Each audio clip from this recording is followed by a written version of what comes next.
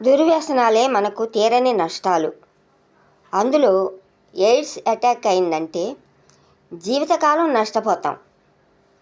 ఆలోచించండి. పేకాట ఆడేటి పెద్దన్నగారు ఆడండి ఆడండి అలసిపోకుండా మీ ఆస్తి కరగంగా.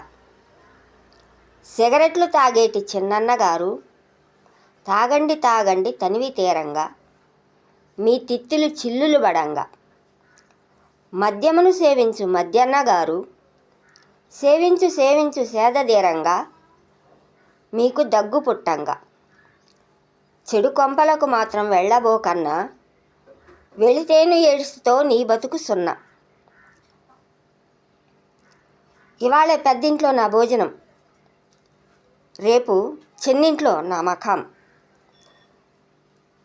ఎల్లుండి బుల్లింట్లో నేనుండేది అంటూ గొప్పలు చెప్పుకుంటూ కొందరు మహానుభావులు తిరుగుతూ ఉంటారు. రానున్న ప్రమాదం వారికి తెలియదు పాపం. ధీరులము శూరులము పోటుగాళ్ళమంటూ ముగ్గురు నలుగురు పెళ్ళాలతోటి సంసారములు నడుపు సన్యాసులారా, ఎయిడ్స్ మహమ్మారి మేము కబళింపనుంది, జాగ్రత్త.